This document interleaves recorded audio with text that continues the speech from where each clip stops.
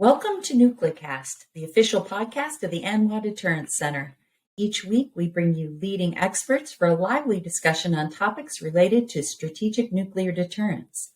Our host is Dr. Adam Lowther, Director of Strategic Programs at the National Strategic Research Institute. The views of the hosts and the guests are their own.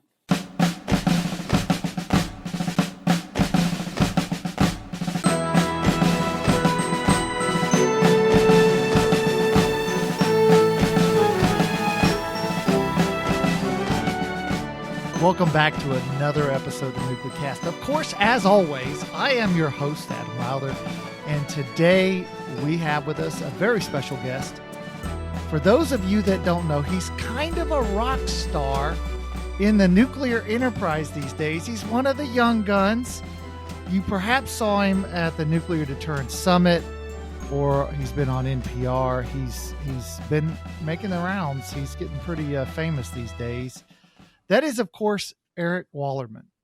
He is the president of Honeywell Federal Manufacturing, which is the contractor that operates the Kansas City National Security Complex. And he is an industrial engineer by training, but of course, he is a good extrovert of an engineer.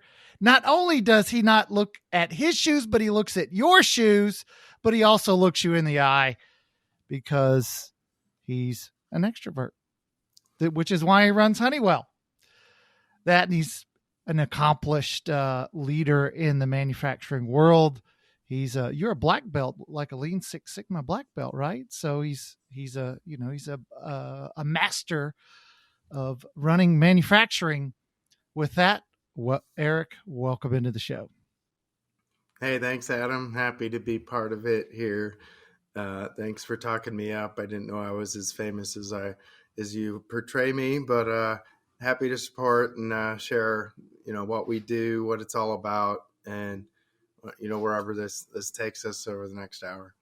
So you run the Kansas City National Security Complex, and for some folks, KC is, for the diehards in the enterprise, Kansas City is, it's a well-known entity. It's been around since World War II. It has a long tradition of manufacturing the non-nuclear components for nuclear weapons.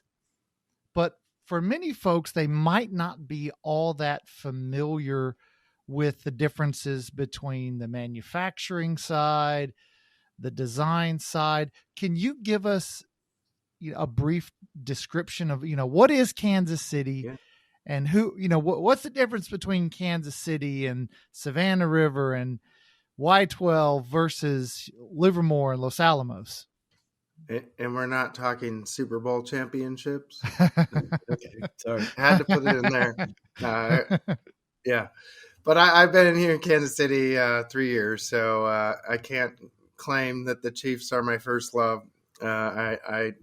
I do claim to be a Packer fan and support our Chiefs here. But with Kansas City National Security Campus, it's KCNSC. So we're the Honeywell. Honeywell manages this contract through an LLC called Honeywell Federal Manufacturing and Technologies.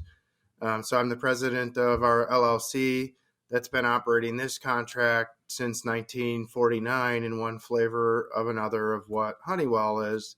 Honeywell here in Kansas City was Bendix Corporation, 1949, coming out of the Atomic Energy Commission, and the need in this kind of arms race of producing weapons, and really through the partnership of coming out of Los Alamos, standing up Sandia as kind of the non-nuclear components design agency. It was, hey, we need to protect the science and the role of a national lab, but we need someone to produce.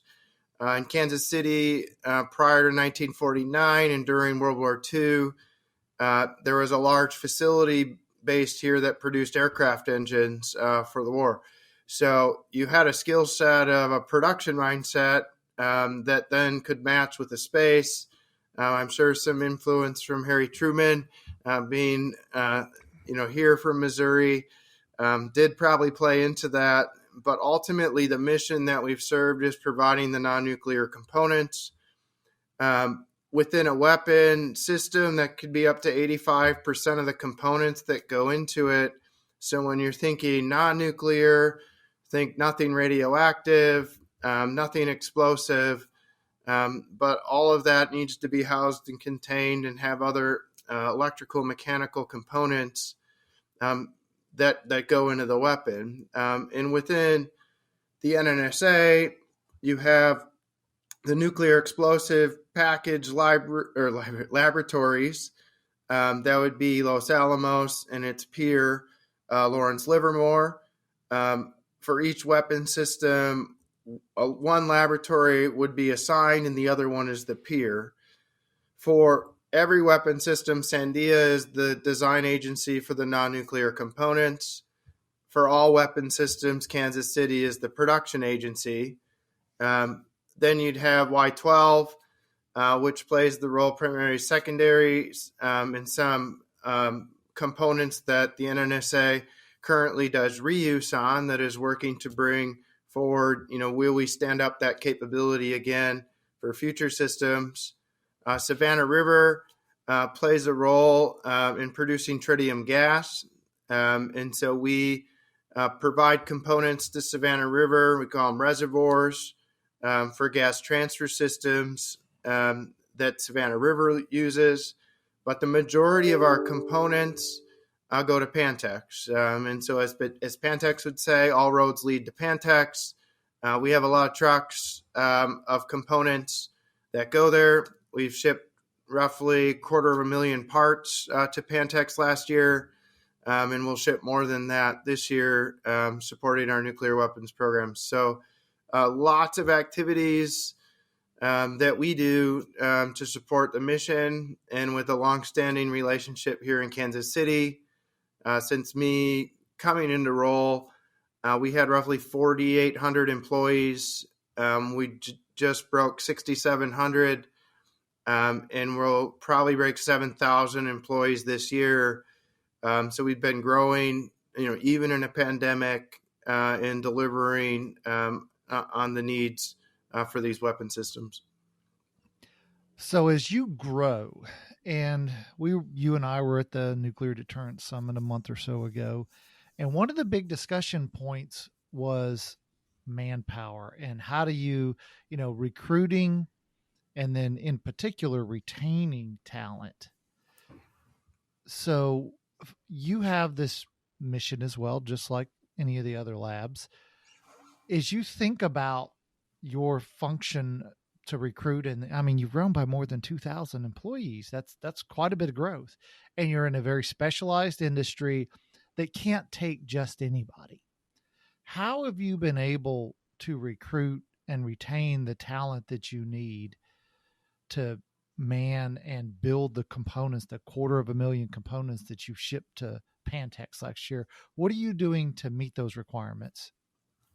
I mean, it's not one lever. I mean, it's multifaceted in your approach.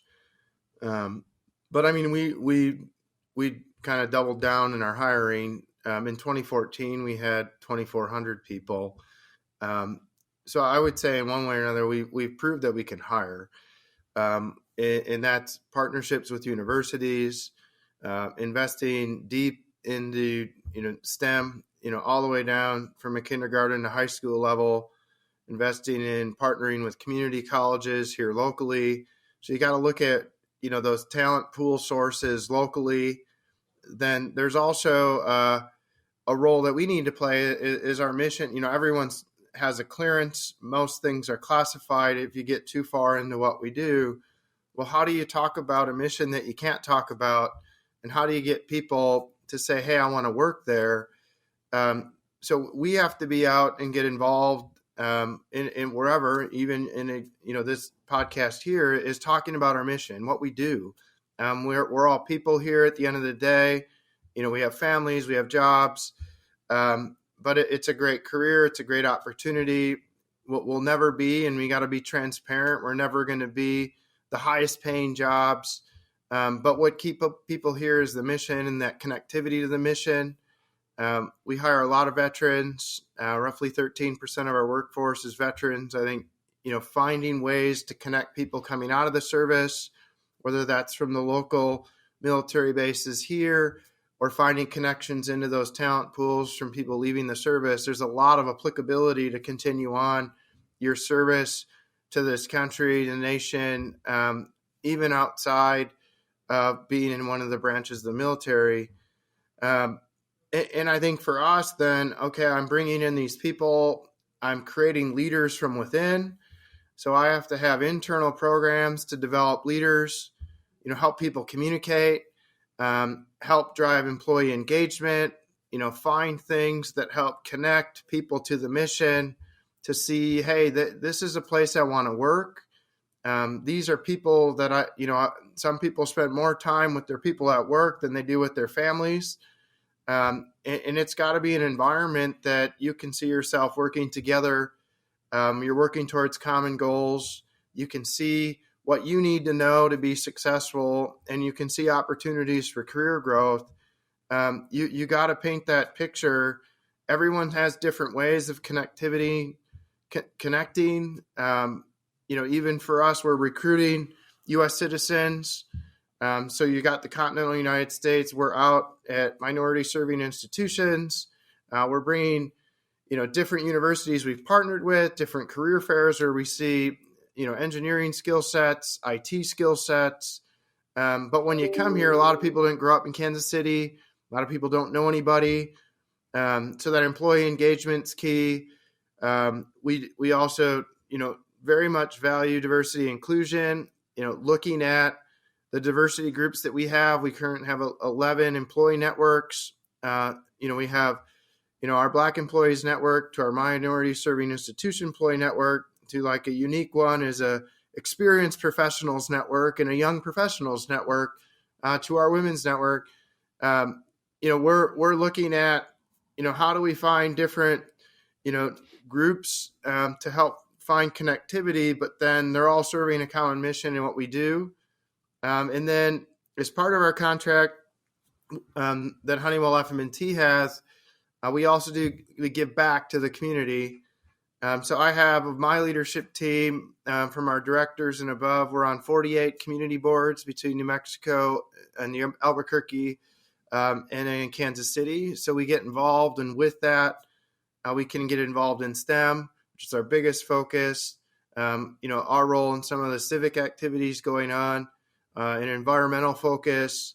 But then we can also get employees to volunteer and give back in the community, which again helps with that connectivity of, yes, you're serving your nation here, but you can also serve your community, and you can see a lot more of what you're giving back by what you do, whether it's how you volunteer or what you do in the mission. And I think all of that creates kind of the secret sauce of, why would I want to work there? And why would I want to stay? And I would say we wouldn't hold ourselves to, we're stopping at what else can we do? And there's a lot of activities, some I help lead through my strategy deployment, and even a lot of efforts that I help work with the NNSA on looking out for our workforce, or even partnering with the other M&O leaders on, and how we do that for the collective workforce. Because I'm one piece of the pie, and really all of the workforce, when you look at the national security or nuclear security complex or enterprise, and then you look at the DoD side of supporting the triad and all the delivery systems and operations there. I mean, there's a lot of manpower and a lot of workforce need to really make sure this mission holds true, and that, there really is a nuclear deterrent that's there and, looking to adapt through time. So as you think about your mission and you think about what you've accomplished and then your challenges, what are those big challenges that you're facing, and what are you doing to overcome them?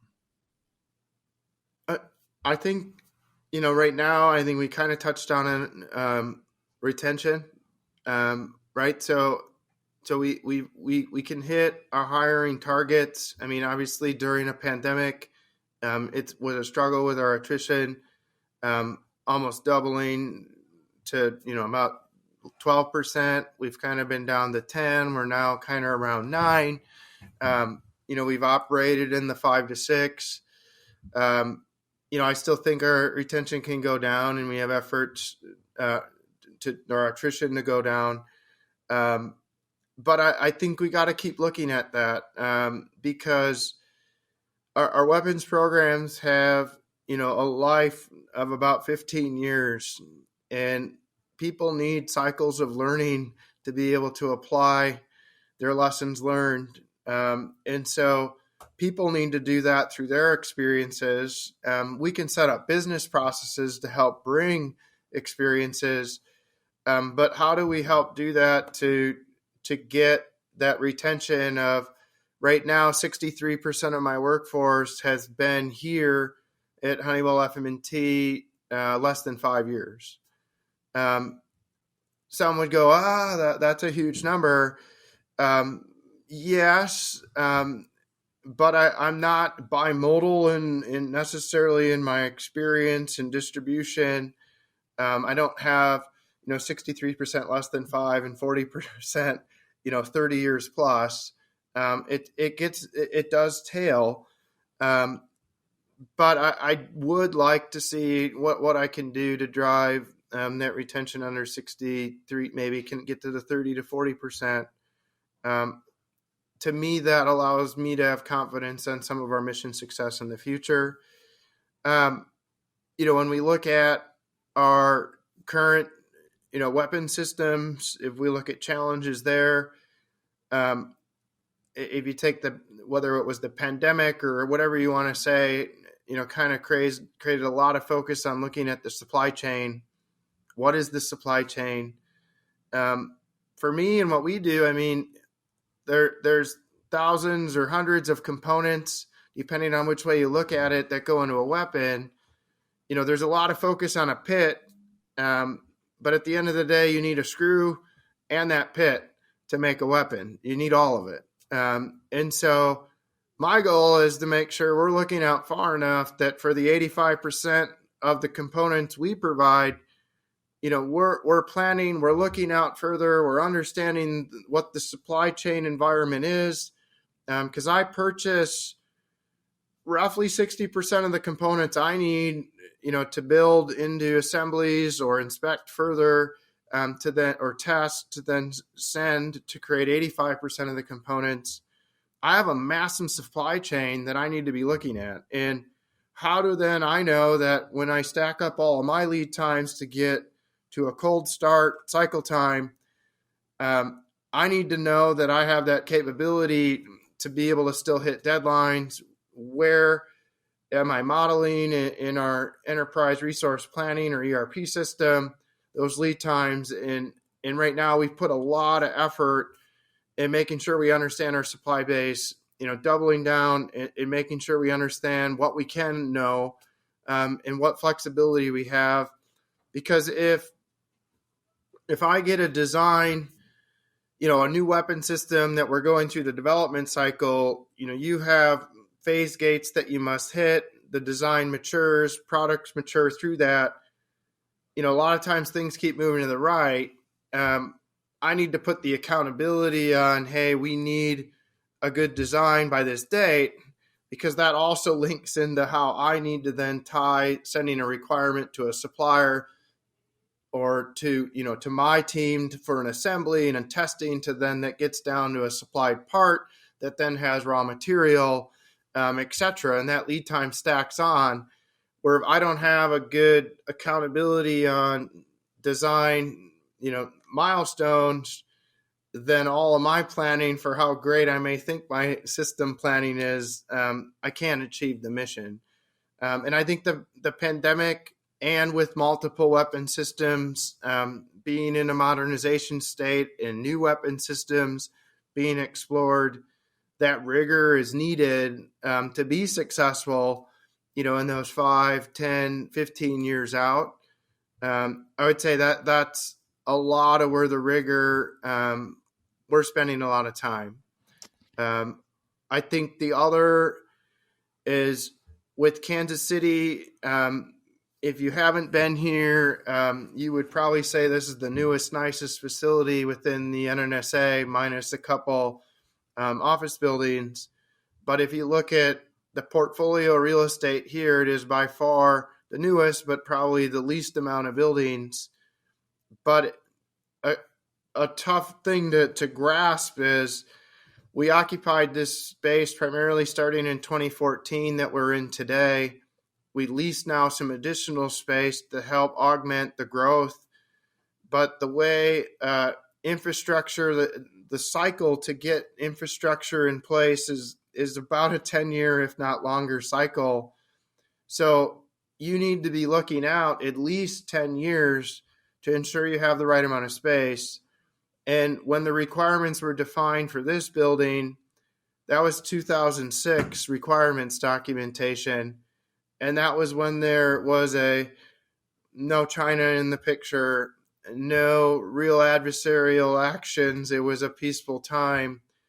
And the decision was we needed, a Kansas City footprint and capability to support a weapon in production, which is in a weapon in development, and that, be, your W-76, B-6112, to help, maintain a capability. And now when you're up in 6-7 weapon programs going on at one time, you're not necessarily right-sized. And so we've really worked a lot on creating efficiencies within our processes, but also in our space, and helping find creative ways to secure additional space.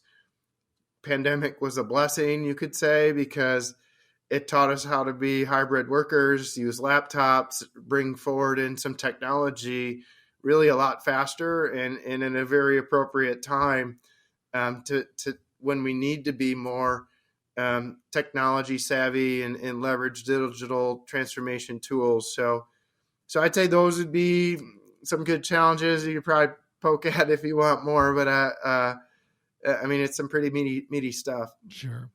Well, we're at that point in the show where we have to take a quick break. We're talking to Eric Wollerman, and we'll be right back.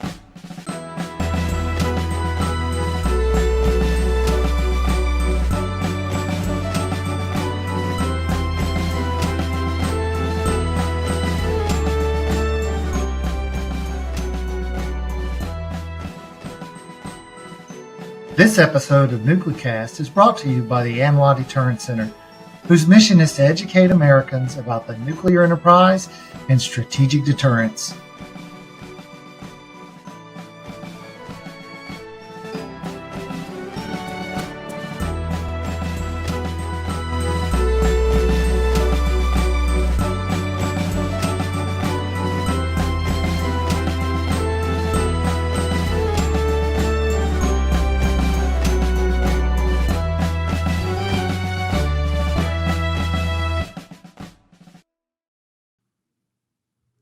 And we're back, and we're talking to Eric Wollerman, the president of Honeywell Federal Manufacturing, who runs the Kansas City National Security Campus. And we've been talking about challenges. Now, you mentioned earlier that a lot of folks who are not from the Kansas City area, when they come here, and I remember whenever I got here in 2019, I was a Chiefs fan for weeks before they won the Super Bowl. And so that kind of helped, me, and I'm sure for a lot of your new employees, that's helping them to see the Chiefs win Super Bowls pretty regularly. That kind of helps, make life in Kansas City enjoyable. But yeah, definitely. NFL draft being here, a lot of buzz. People may not know Kansas City was the underdog in securing a World Cup host city. That's a big deal for the city that they've really been trying to transform. So I played a role being involved with the chamber and a few other organizations that, it's pretty impressive what a city that sits primarily in Missouri, but partners with well with Kansas, and then you have different red and blue political views, but ultimately they collectively work together very well. It's pretty impressive what the city can do, and the foundation it's laid. If you haven't been here, the new airport's pretty impressive. And so feel free to check it out. I'm sure that the city would love some good tourist revenue. Yeah. And the barbecue joints are quite good as well. So we got to. Yeah, I don't think you can get a common answer on the favorite barbecue place. I would just say try them all and make your own assessment. Now, as we sort of, you spurred me to think about some questions. I went to graduate school at the University of Alabama, who also likes winning. And, we had a Mercedes plant and a Hyundai plant that at the time were I toured them and I was like, wow, this is a manufacturing marvel. It was really interesting to do the tours, and just-in-time manufacturing has long been part of this process. And so I wonder, for somebody that's sort of a parts heavy, did the pandemic change the way you thought about the supply chain? And then, you've got a very sensitive supply chain because of what you do. So how did all of that sort of shape the way you manage the supply chain? And have you learned any sort of critical lessons that are worth mentioning? Okay. I'll try, and you can see if it fits. So I think the just-in-time manufacturing. So I'm in my lean expert. You're hitting me right in my swim lane here. You typically go back to the Henry Ford model. You can get any car color you want as long as it's black. And it's a Model T, right? Weapons programs don't exactly work like that. And I'm pretty sure there was more Model T cars produced in production than there was in development. When we produced twice as much development hardware as we do, that's needed for the actual production. And so it is a lot different in the way, we leverage the science and the data and how the design progresses and the validation that we must have, with testing and verification and the hardware kind of dependency that we have to validate our designs. It is a little unique, and I would say we haven't quite broken that. It's a tough challenge that the labs face, and really culturally we face, is, most things that are made in the world today, you get to do a test on, to test the full system capability and functionality.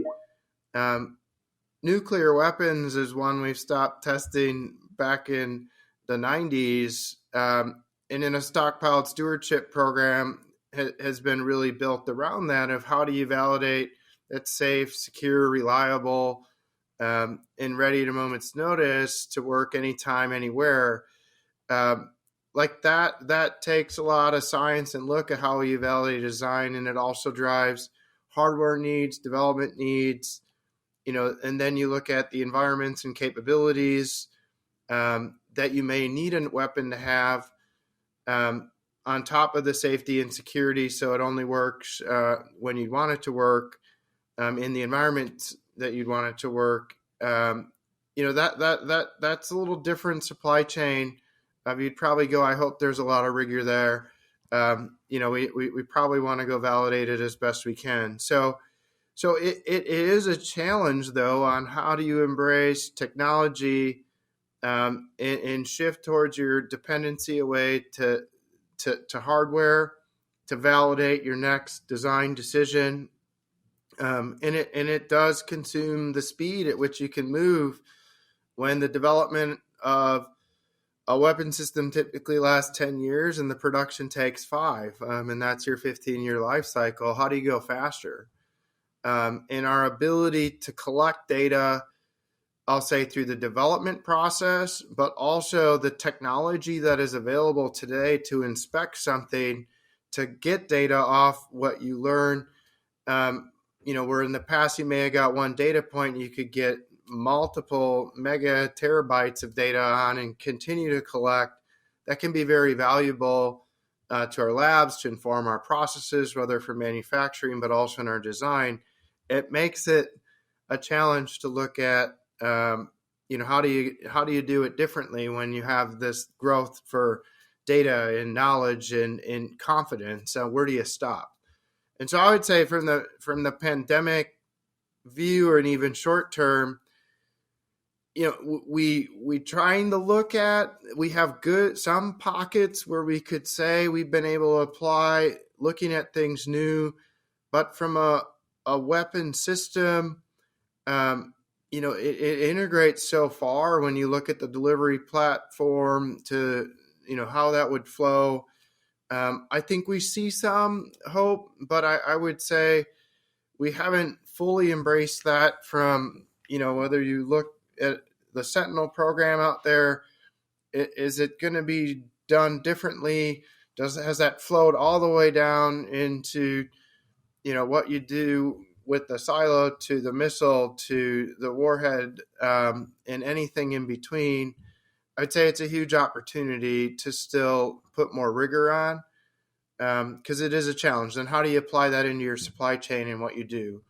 For us, within the supply chain, trying to get more information to understand the capacity of suppliers, not necessarily something we did before, to go see like how big of a deal is it that we work in this? Are we 5%, 50%, 100% of their business?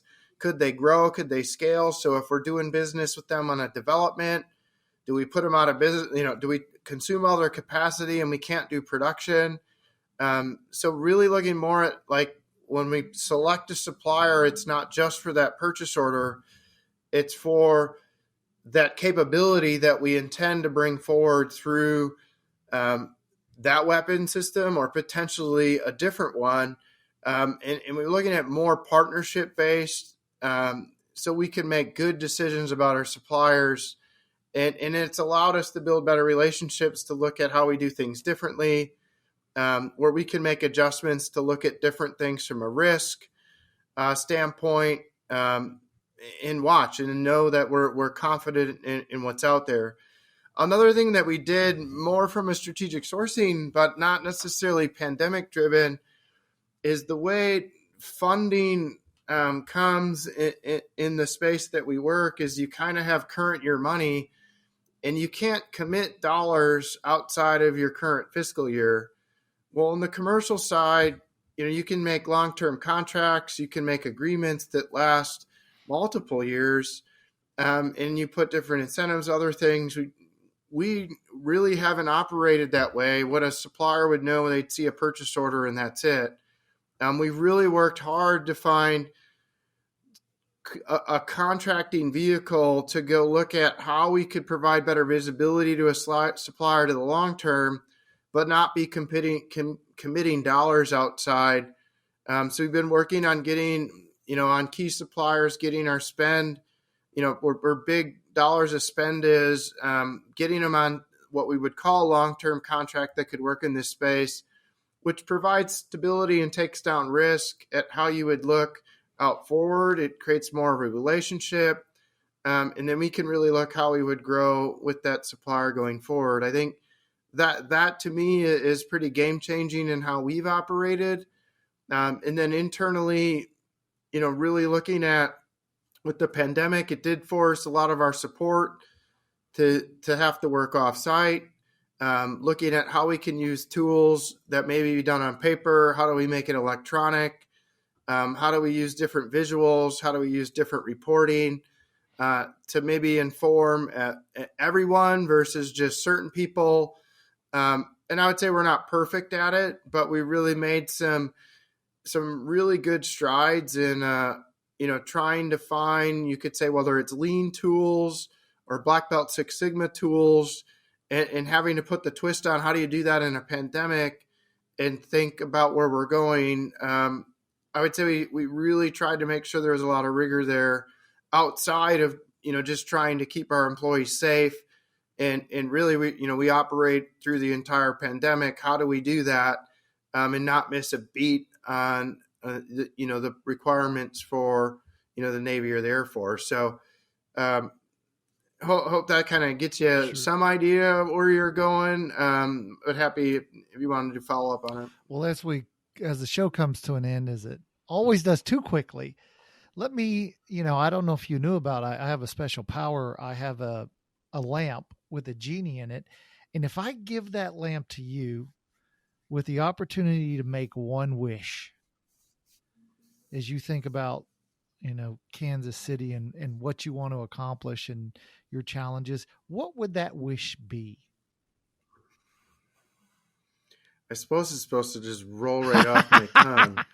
Well, if you think about it, that's okay. That's perfectly fine. I think what we've struggled with is having enough space to accomplish, the mission that we have here is really where we've put a lot of strategic focus. But really, I would go back. I think we can find ways to do that. I'd love to say all the people that we have today are here in 5 years. And I think what we could do with that and having that stability would be game changing. Just think if you could have the same team and really just drive the efficiencies and become rock stars at what you do. We have a great foundation, but I need every person that we have here and anyone else we hire to be successful. So I'd really go back and say, hey, you guys are on the team. We're committed. We're going to go do whatever our nation needs. And I want to do it with you. We're all going to work through it. To me, if you could, secure that in everyone's mind and we're truly committed to this national security mission and putting some things aside and just saying, yeah, we're going to do this together. I'd love to be part of that. I'd love to say that's real. And if you're the genie, man, I'll take it. And if I thought genies gave 3 wishes, but I'm good with 1. That's a good one. All right. Well, Eric Wollerman, thanks for coming on NucleCast. Yeah, thanks. Appreciate it. And thanks to you, the listeners, and we will see you on the next episode. So, afterthoughts. I've always been a sort of a strategy policy focused person. And as part of NucleCast, we've talked to a lot of folks on the design and manufacturing side, on the DOE side. And so getting a broader understanding of the NNSA and, GOCO lab concerns has been really enjoyable as part of NucleCast. And so having Eric on today to discuss what a manufacturing facility, Kansas City does and what their big concerns are, because they have different concerns than Los Alamos or Livermore, and his, a lot of focus on supply chain and how they focus on it and how they focus on, that testing and all of the many elements and aspects of ensuring that the supply chain, that the things that they're purchasing meet standards. That was really interesting because it's something I'm not all that familiar with. And it was really interesting to see how focused they are and how much attention they pay to those topics. And so I thought that was kind of my big takeaway, is that that's a big and important issue for those on the manufacturing side of the nuclear enterprise. This has been a production of the ANWA Deterrence Center. Our executive producer is Kimberly Charrington, and this episode has been engineered and mixed by David Krumthal. Follow the show on LinkedIn, Facebook, and Twitter at NucleCast. Listen, follow, and review the show on Spotify, Apple Podcasts, Amazon Music, or wherever you listen to your favorite podcasts.